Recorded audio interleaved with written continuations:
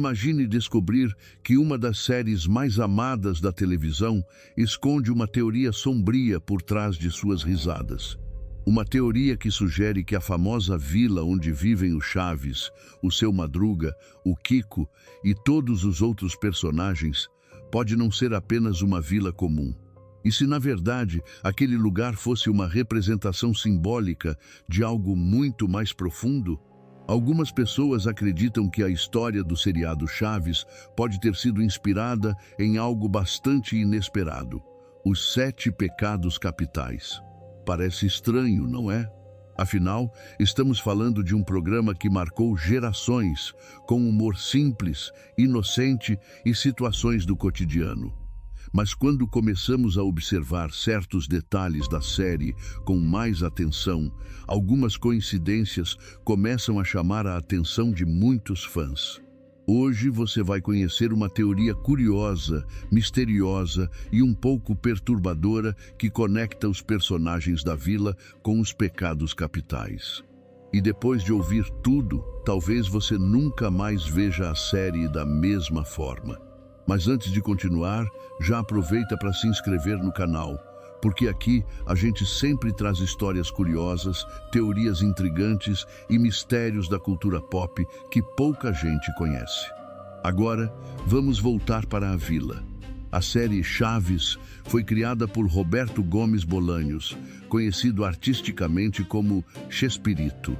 Ele foi escritor, ator, diretor e um dos maiores nomes do humor latino-americano. O programa surgiu no início dos anos 1970 e rapidamente conquistou milhões de fãs em toda a América Latina. No México, o nome original da série é El Chavo del Ocho, que pode ser traduzido como O Garoto do Oito.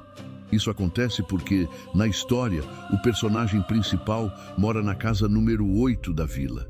Muita gente acredita que o Chaves mora dentro de um barril, mas isso nunca foi confirmado na série.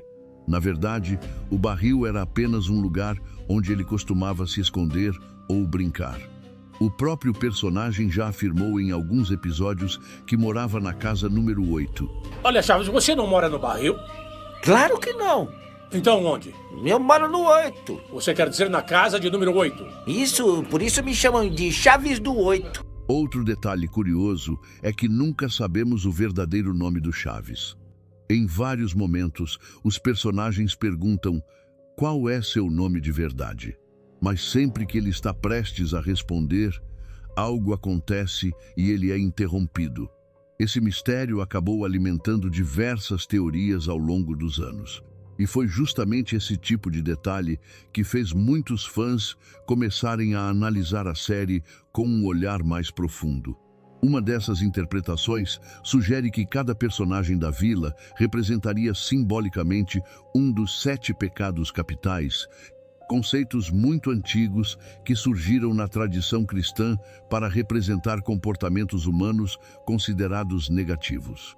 Esses pecados são gula, preguiça, inveja, ira, luxúria, avareza e vaidade. Segundo essa teoria, a vila seria uma espécie de ambiente simbólico onde esses comportamentos estão sempre presentes. E quando olhamos com atenção para cada personagem, algumas semelhanças começam a aparecer. Vamos começar pelo próprio Chaves. Na teoria, ele representaria o pecado da gula. Quem já assistiu à série sabe que uma das características mais marcantes do personagem é sua fome constante. O sanduíche de presunto, por exemplo, é praticamente um símbolo do personagem. Sempre que alguém menciona comida, os olhos do Chaves se iluminam. Ele vive imaginando pratos deliciosos, perguntando sobre refeições e ficando extremamente feliz quando consegue algo para comer. Essa característica foi usada na série para mostrar a simplicidade do personagem e também sua condição de pobreza. Mas dentro da teoria simbólica, essa fome constante seria uma representação da gula. Agora vamos falar de Seu Madruga. Sem dúvida, um dos personagens mais queridos e carismáticos da série. Segundo essa teoria, ele representaria o pecado da preguiça.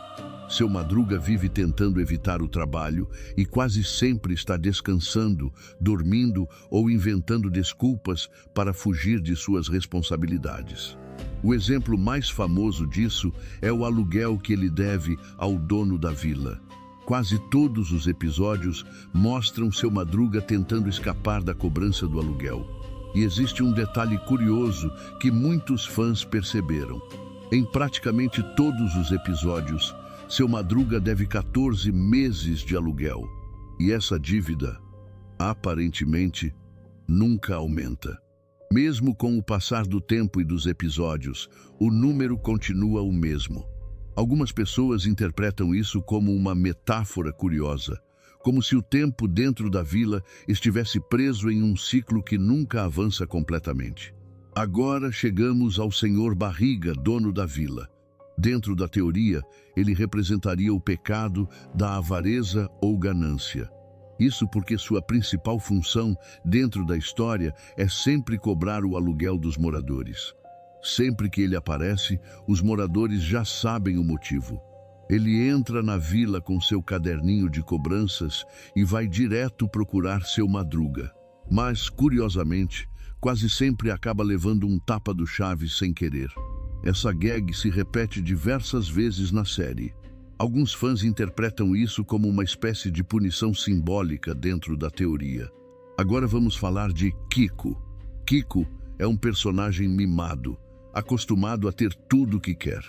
Mas apesar de ter brinquedos caros e uma condição financeira melhor que a maioria dos moradores da vila, ele frequentemente demonstra inveja. Sempre que alguém ganha algo novo ou tem alguma coisa diferente, Kiko quer algo ainda melhor. Ele compara brinquedos, reclama, faz birra e tenta mostrar que o que ele tem é superior. Por isso, dentro da teoria, ele representaria o pecado da inveja. Já Chiquinha é frequentemente associada ao pecado da ira. Apesar de ser extremamente inteligente e esperta, ela também perde a paciência com facilidade. Ela grita, discute, acusa os outros e muitas vezes provoca confusões na vila. Em vários episódios, é justamente a Chiquinha quem inicia uma cadeia de acontecimentos que termina em briga entre os personagens. Essa tendência a reagir com raiva fez muitos fãs associarem a personagem ao pecado da ira. Outro ponto interessante envolve Dona Florinda e Professor Girafales. Os dois vivem uma relação que parece nunca sair do mesmo lugar. O professor sempre chega trazendo flores. Dona Florinda o recebe com um sorriso. Ela oferece uma xícara de café. Os dois conversam educadamente. Mas a relação entre eles nunca evolui além disso. Dentro da teoria simbólica, esse comportamento representaria o pecado da luxúria, mas de uma forma curiosa. Um desejo que nunca se concretiza completamente. Por fim, temos Dona Clotilde, mais conhecida como Bruxa do 71. Ela seria associada ao pecado da vaidade. Dona Clotilde demonstra constantemente o desejo de ser admirada e amada, especialmente por seu Madruga.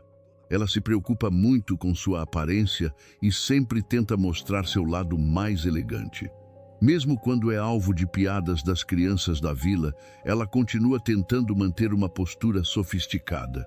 Outro detalhe curioso é o número da casa dela, 71.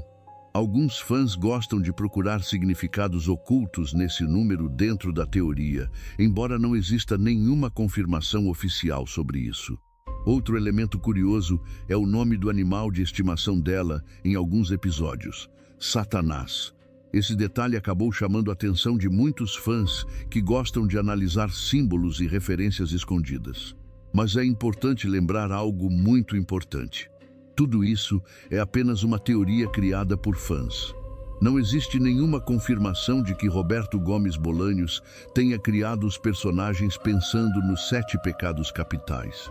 Na verdade, o próprio criador sempre explicou que seu objetivo era apenas retratar situações simples da vida cotidiana de forma divertida. E talvez seja exatamente por isso que a série se tornou tão especial. Os personagens parecem reais. Eles têm defeitos, qualidades, manias e comportamentos que qualquer pessoa consegue reconhecer no dia a dia.